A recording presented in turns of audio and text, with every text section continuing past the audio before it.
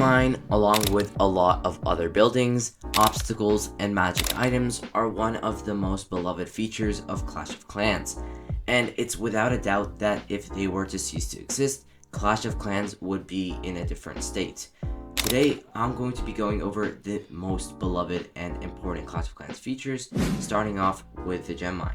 Now, the gem mine was a very dated concept that first sprung into popularity ever since the game was founded. Players found it annoying that they could only receive gems from so little options, being only from removing obstacles, the gem box, and of course, leveling achievements. The main problem was there was no passive income for gems that accumulated like the gold mines and the elixir pumps. It was around this time that players started to create concept designs for the gem mine, being really devoted and trying to convince the Supercell team to incorporate it into the game. Thankfully enough, along with a lot of other ideas that players wanted in the game, the gem mine was featured in the builder base. However, there wasn't really much use to gems back in the day. I mean, I guess they did help you speed up progress in maxing out your base, or even helped you by filling up resources. Other than that, they served little to no use. It wasn't until the April 2019 update that hero skins were introduced into the game, and let's just say players had a lot to say. Although some thought it to be a cash grab, most of the community found it as a great way to spend some gems. You can see with the old UI, there was a lot of room for improvements, and that's exactly what the Clash team did. They improved not only the UI quality, but skin quality as well. Heroes started to get more custom features that were really liked and enjoyed by the community. Things like custom spawn units, custom sounds, fainting animation, and so much more.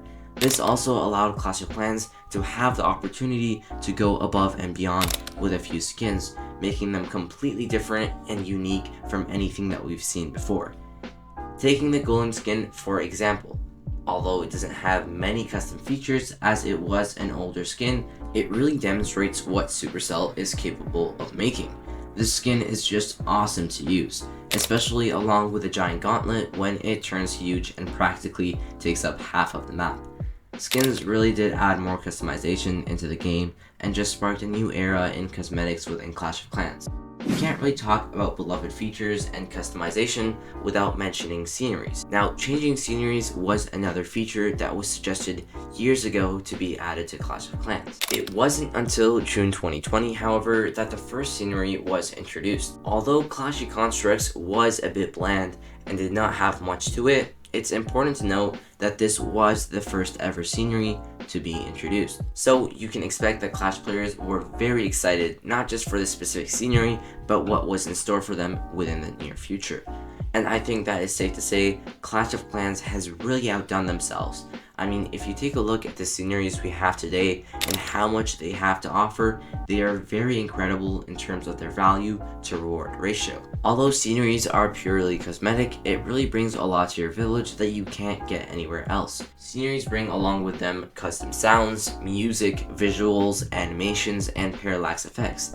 These little additions are like the icing on top. They all add up and in the end contribute a lot to making a perfect scenery. Without a doubt, sceneries are one of the most adored features of Clash of Clans. They truly make your base stand out and even give you a lot more to do when you are on your base. You can navigate and explore the cool artwork, try to find the hidden banana, and even seek secretly hidden Easter eggs all over the custom map. Moving forward to something else that Clash players love is events. Although this isn't something permanent in your village like with the gem mine, events still provide a lot of content and enjoyment, especially for those who have been burnt out. Recently, we have seen the rise of many holiday special themed events, like with the Mashup Madness, Cookie Rumble event, and possibly hinting something new in the future. Although seasonal events aren't the only events that are enjoyed in Clash of Clans.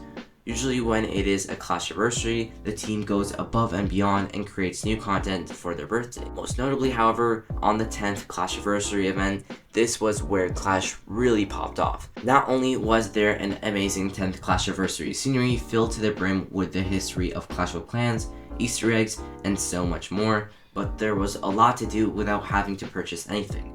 There was a new event going on where you get to attack a new base with a new town hall, unlocking rewards as you progress. On top of all this, Clash even released a minigame within the game.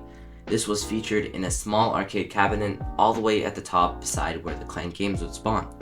Once you click on the cabinet, you would get taken to a separate screen where you were presented with a blast from the past, given the opportunity to play old Clash lookalike games, one being Clash 1992. In this game, you were given the option to steer and control your troop as you are riding them to complete a race course, kind of like a Clash of Clans Mario Kart. The next game featured was known as the OG Clash 1982, resembling more of a Super Mario Bros. Look, in a 2D side-scroller style where you play as the barbarian in search of his sword, which has been stolen by goblins.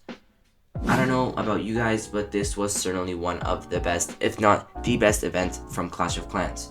It was really fun and enjoyable to go through all of those bases, 3-starring them, and then collecting rewards including a free Pixel King and a Pixel Scenery. Not to mention, those arcade games came in handy when I was really bored. The 10th Clash Anniversary event really set the standard for what Clash of Clans can create in terms of these events. This really gets us players interested and hyped up for what's to come next, especially considering that these events are starting to ramp up. Moving forward to something that I bet everyone watching this video loves, which is the magic items.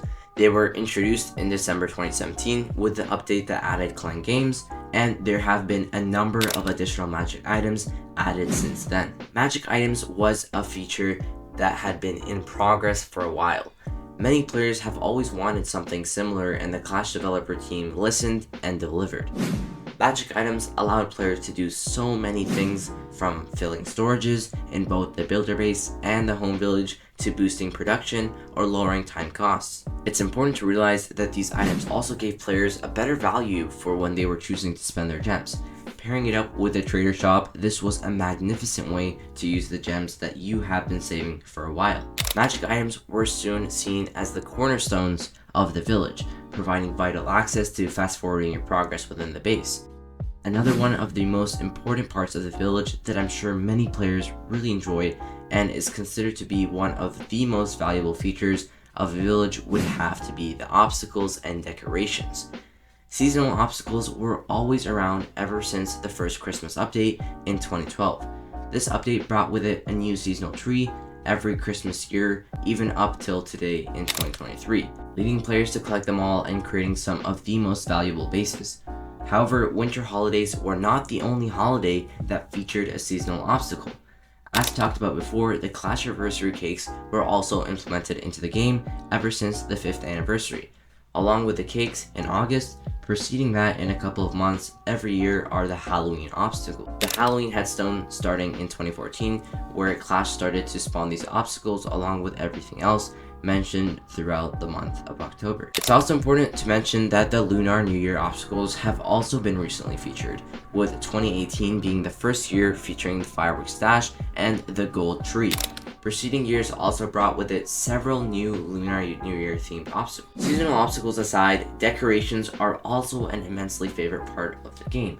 Alongside the obstacles, they provide sort of a museum aspect to the base where you can showcase every decoration you have or the seasons and holidays that you have played through. These obstacles were featured in several offers and season passes. Speaking about the season pass, this is one of the best features in Clash of Clans, as it's free.